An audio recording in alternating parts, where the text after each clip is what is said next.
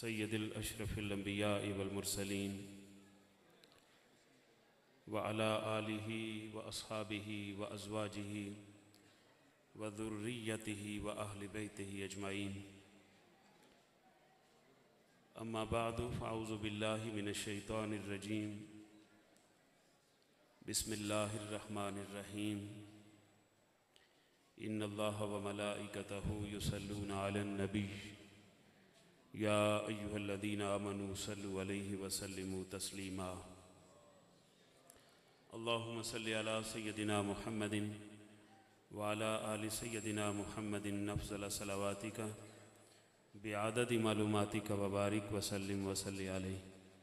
अस्सलातु वस्सलामु अलैका या रसूलल्लाह, अस्सलातु वस्सलामु अलैका या हबीबल्लाह, अस्सलातु वस्सलामु अलैका या रहमतल लिल आलमीन व अला आलिका व अस्हाबिका या शफ़ीअल मुज़निबीन।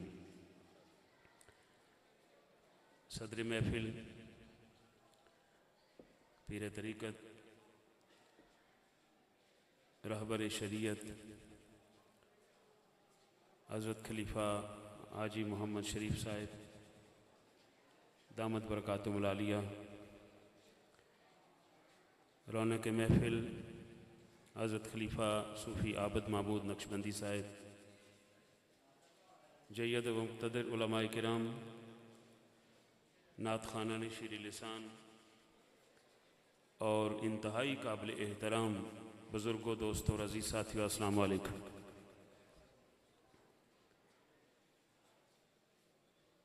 अल्लाह सुब्हानहु व तआला का फ़ज़ल है जिसकी तौफ़ीक़ से एक मरतबा फिर हम इस दारुल उलूम की इस अज़ीम इल्मी मरकज़ में सालाना दस्तार फ़ज़ीलत की इस खूबसूरत मजलिस में हाज़िर हैं। मैं उन तमाम तलबा को मुबारकबाद पेश करता हूँ कि जिन्हें आज दस्तार फ़ज़ीलत से नवाजा जाएगा, और इंतज़ामिया को भी, उनके असातिज़ा को भी, और बिलख़ुसूस हाजी साहब को मुबारकबाद पेश करता हूँ कि जिन्हें उस रहमान व रहीम रब ने अपने दीन की खिदमत के लिए मुंतखब फरमाया है। हज़रात, नमाज ज़ोहर का वक्त हुआ चाहता है और उलमा की कसीर तादाद मौजूद है। मैं यहाँ पर कोई मेहमान नहीं हूँ कि किसी तवील खिताब में उलझूँ। हाजी साहब से एक मोहब्बत का रिश्ता है जिसके सबब से बार बार हाज़री होती रहती है और आपसे गुफ्तगू होती रहती है। मुझसे पहले जय्यद उलमाए किराम ने इंतहाई इल्मी रशहात से हम सबको नवाजा है, और उनके कलिमात को लेते हुए चंद जुमले आपके सामने रख देना चाहता हूँ।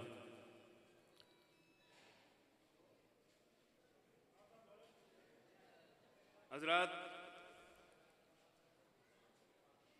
जब मैं यहाँ हाज़िर हुआ तो गुफ्तगू जारी थी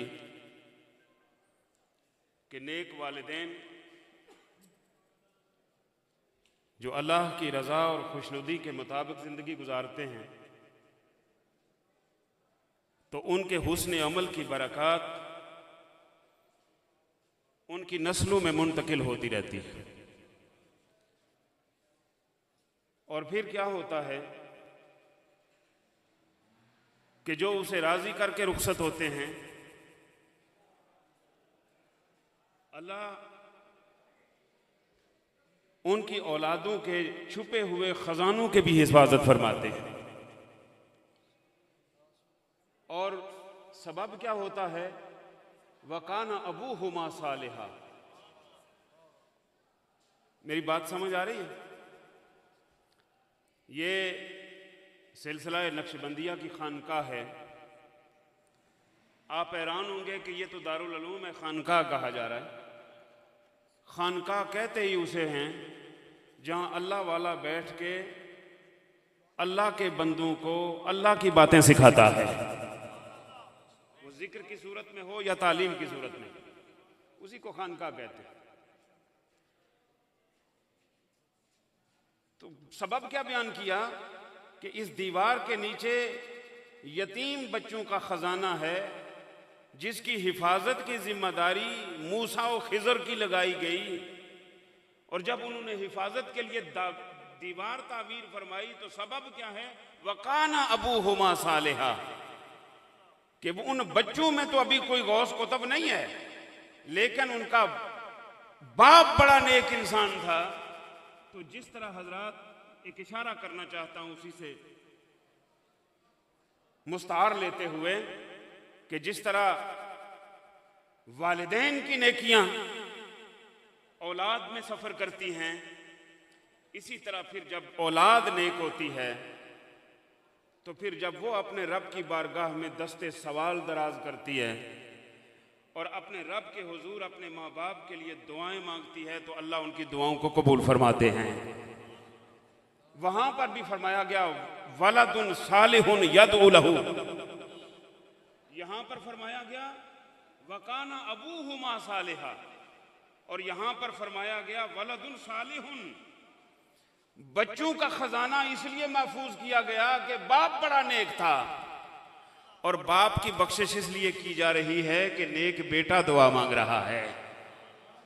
ठीक है, अब जाहिर है दुआ चरसी तो नहीं मांगेगा ना, दुआ आवारा गर्द तो नहीं मानेगा ना, दुआ सारा दिन जुआ खेलने वाला तो नहीं मांगेगा, उसे तो अपनी ही होश नहीं, उसे तो अपना ही ख्याल कोई नहीं, वो दुआ क्या मांगेगा माँ बाप के लिए।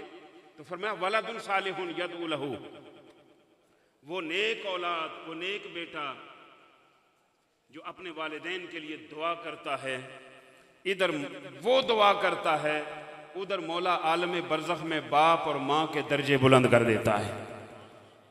एक बात याद रखिए, ये है वो कोशिश, हर एक की ख्वाहिश है जब मैं मर जाऊं तो मेरी औलाद मेरे लिए दुआ गो रहे। तो उसका फार्मूला ये है कि अपनी औलाद को दुआ मांगने के काबिल बनाओ, और दुआ मांगने के काबिल वो औलाद बनेगी जो उलमा के पास आएगी, जो साहिबाने इल्म की सोबत और मजलिस इख्तियार करेगी, जो साहिबाने जिक्र ज़ोदो वरा के पास बैठेगी।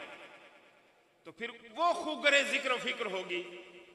तो जब माँ बाप के लिए वो अब दस्ते सवाल दराज करेगी तो अल्लाह उसकी दुआ को शर्फ कबूलियत अता फरमाएंगे। और दूसरी बात हजरात जो मैं कहना चाहता हूँ बिल्कुल इख्तिसार के साथ, वो ये है कि दुनिया में इंसानों की तरक्की इल्म के साथ वाबस्ता है, वो जाहिरी तरक्की हो या बातनी, इल्म के साथ वाबस्ता है। रुए जमीन पर तहजीब और तमद्दन के झंडे गाड़ने वाले, तारीख बताती है कि उन्होंने इल्म के जोर पर चांद पर कमंदें डाली हैं, मरीख तक पहुंचे। और दुनिया में ये याद रखिए, तरक्की का ताल्लुक इल्म के साथ है और बर्बादी और तबाही का ताल्लुक बदकिरदारी के साथ है। कौमें इल्म के जरिए तरक्की कर जाती हैं, लेकिन किरदार की खराबी के सबब वो तनज़्ज़ुली का शिकार हो जाती हैं। ये जो निज़ाम है जिसे निज़ाम खानकाही कहते हैं, इसमें दोनों का लिहाज रखा जाता है। इसमें तालिबीन को इल्म भी दिया जाता है और तरबियत भी दी जाती है। इल्म तरक्की के लिए लाजिम है और तरबियत किरदार की खूबसूरती के लिए लाजिम है। तो जब वो उलमा, जैसा कि फरमाया हजरत अल्लामा ने नमूना असलाफ आलिम दीन में वे गुफ्तगू थे और हजरत ज़ियाउल उम्मत का तज़किरा फरमा रहे थे। ज़ियाउल उम्मत एक ऐसी शख्सियत है और उन शख्सियात में से हैं कि बाज़ लोगों को ज़माना भूलते हुए लम्हे लगाता है और बाज़ वो होते हैं जिन्हें सदियों सलाम करती रहती हैं। ज़ियाउल उम्मत वो हस्ती है जिन्हें सुबह क़यामत तक इल्म की दुनिया सलाम कहती रहेगी, जिन्होंने सैकड़ों नहीं हजारों दानिश्वर पैदा किए और फिर पूरी दुनिया में इस वक्त वो अपनी इल्मी रोशनियां बखेर रहे हैं। हजरात, दारुल उलूम मुहय्युल इस्लाम पंडोड़ा हरदो ये उसी तसलसल और उसी निज़ाम के तहत कायम खानकाही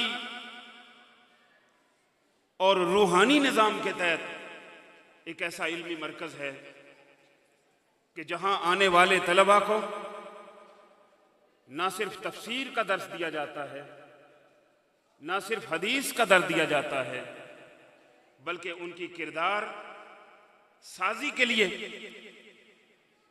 जिक्र की महफिलें भी सजाई जाती हैं, अल्लाह की ज़रबें भी लगाई जाती हैं, इल्लल्लाह का जिक्र भी करवाया जाता है। तो मैं पूरे यकीन के साथ कहता हूं, और इस वक्त पता नहीं तबीयतों पर गिरा न गुजरे उलमा की, मेरे दोस्त बैठे हैं सारे, इस वक्त जो सूरत हाल अहले सुन्नत की है, याद रखिए एक वक्त गुजरा कि कुरान के खिलाफ तहरीकें चली, एक वक्त गुजरा मुनकरीन हदीस पैदा हुए, ना कुरान के खिलाफ तहरीक चलाने वालों की तहरीक कामयाब हुई, ना मुनकरीन हदीस की चाल चली हुई चाल कोई कारगर साबित हो सकी। अब एक नए अंदाज के साथ हमारी जमात में से भी लोगों को शामिल करके एक और चाल चली जा रही है, और वो इंतहाई खतरनाक है। वो ऐसी चाल है जिससे अगर कामयाबी हुई तो बैक वक्त कुरान पर भी जद पड़ेगी, हदीस पर भी जद पड़ेगी, सुन्नत पर भी जद पड़ेगी, तसव्वुफ पर भी जद पड़ेगी, तरीकत पर भी जद पड़ेगी। और वो ये है कि मोहब्बत अहले बैत के कैप्सूल में बुग़्ज़े सहाबा की फकी भरकर वो खुराक दी जा रही है। अहले बैत की मोहब्बत की आड़ में अबू बकर और उमर की मुखालिफत की जा रही है। अहले बैत की मोहब्बत की आड़ में हजूर अलैहिस्सलातु वस्सलाम की बारगाह से तरबियत पाने वाले वो लोग जिन्हें रब रज़ी अल्लाहु अन्हुम व रज़ू अन फरमा रहा है, उनके साथ तहरीक के खिलाफ तहरीक चलाई जा रही है। ये एक ऐसा खतरनाक हमला है गिरामी कदर हज़रात कि अगर ये जमात जिसे जमाते सहाबा कहते हैं, अगर ये उम्मत में मतनाज़े हो जाए तो कुरान मतनाज़े हो जाता है, हदीस मतनाज़े हो जाती है, सीरत मतनाज़े हो जाती है, सारा दीन मतनाज़े हो जाता है, सारा कानून शरीयत मतनाज़े हो जाता है। इसलिए कि रब्बे कायनात ने अपना कानून उतारा मोहम्मद मुस्तफ़ा पर है, सिखाया मुस्तफ़ा ने अपने सहाबा को है, और उसकी इम्प्लीमेंटेशन, उसकी अमली सूरत कभी अबू बकर के दौर में हुई, कभी उमर के दौर में हुई, कभी उस्मान के दौर में हुई, कभी मौला अली के दौर में हुई, और खुलफाए राशिदीन के दौर में इस्लाम और कानून शरीयत मुहम्मदी की अमली सूरत सामने आई। आज दुनिया इस्लाम को मिटाने के लिए ये हमला कर रही है कि लोगों के दिलों से अबू बकर की मोहब्बत मिटा दो और उस शख्सियत को मुतनाज़े कर दो, ताकि उसके किए हुए सारे काम मुतनाज़े बन जाएं, उमर के सारे कारनामे मुतनाज़े बन जाएं, उस्मान के सारे कारनामे मुतनाज़े बन जाएं, मौला अली के सारे काम मुतनाज़े बन जाएं। तो गिरामी कदर हज़रात, अल्हम्दुलिल्लाह दारुल उलूम बेरा और उसकी सारी शाखें और उसके ज़ेरे असर चलने वाले सारे इदारे, उनका तुर्रा इम्तियाज़ ये है कि वो अहले बैत का दामन भी उनके एक हाथ में है और दूसरे हाथ में हुब्बे सहाबा भी मौजूद है, दामन सहाबा भी मौजूद है। अल्हम्दुलिल्लाह।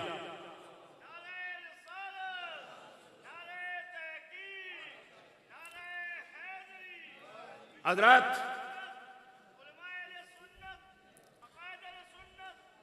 उलमा को यहां गौर व फिक्र करना होगा और मेहराब व मिंबर से उन नफूस कुदसिया की अजमत का इजहार करना होगा जो मुस्तफ़ा को देखते रहे, मुस्तफ़ा उन्हें देखते रहे और फिर खुदा उन्हें देखता रहा। शायद के उतर जाए तेरे दिल में मेरी बात। क्या मंजर है, सानियस्नैन इज़ हुमा फिल गार इज़ यक़ूलु लिसाहिबिही ला तहज़न इन्नल्लाह मअना। ज़ौकी तर्जुमा इसका यूं होगा उलमा से माज़रत के साथ कि खुदा जनाबे मोहम्मद मुस्तफ़ा अबू बकर को देख रहे थे और अबू बकर मुस्तफ़ा को देख रहा था और अर्श वाला दोनों को देख रहा था।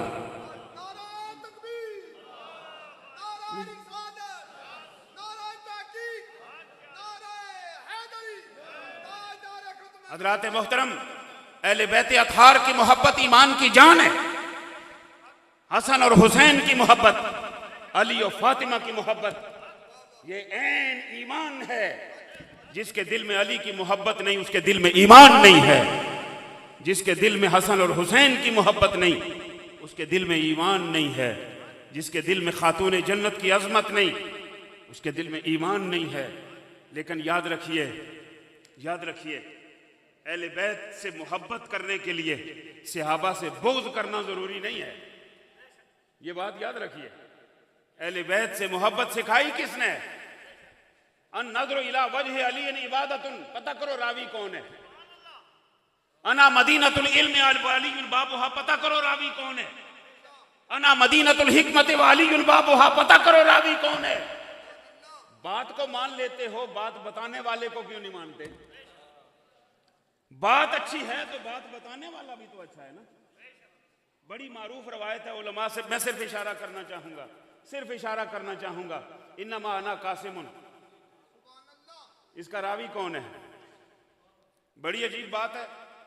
मौलवी उछल उछल के तकरीर करते हैं मिलाद के जलसों में, रावी का नाम क्यों नहीं लिख दिया जाता? अगर हदीस अच्छी है तो रावी भी अच्छा है, अगर फरमान अच्छा है तो फरमान की और रवायत करने वाला भी अच्छा है। आप दोस्तों को बता देता हूं, तलबा को जिंदगी में याद रखिएगा, याद रखिएगा, जब भी कोई रवायत बयान करें रावी का नाम जरूर लें, रावी का नाम जरूर लें, क्योंकि रावियों का नाम लेने से शैतान को बड़ी तकलीफ होती है और रहमान बड़ा खुश होता है, बड़ा खुश होता है। जनाब अमीर माविया रजी अल्लाह तआला अन्हु रावी हैं, जनाब अमीर माविया रजी अल्लाह तआला अन्हु रावी हैं। तो रवायत ले रहे हो, रावी को नहीं ले रहे। आदरीन मोहतरम, हमें ज़ियाउल उम्मत से अलैहि रहमा से और हमें इस दरसो तदरीस के सारे सिलसिले से और हमें अपने खानकाई नक्शबंदिया निज़ाम से ये सबक मिला है कि हम अबू बकर से लेकर माविया तक सरकार के सारे सहाबा पर कुर्बान हैं। सारे सहाबा पर कुर्बान, सब ये दर्जात अपने अपने, मकामात अपने अपने। ये याद रखिए, जो हिजरत से पहले मुसलमान हुए उनका दर्जा और है, जो हिजरत के बाद मुसलमान हुए उनका दर्जा और है, जो बदर में मौजूद थे उनका दर्जा और है, जो बदर के बाद मुसलमान हुए उनका दर्जा और है, जो फतेह मक्का से पहले मुसलमान हुए उनका दर्जा और है, लेकिन जो फतेह मक्का के बाद मुसलमान हुए उनका दर्जा और है।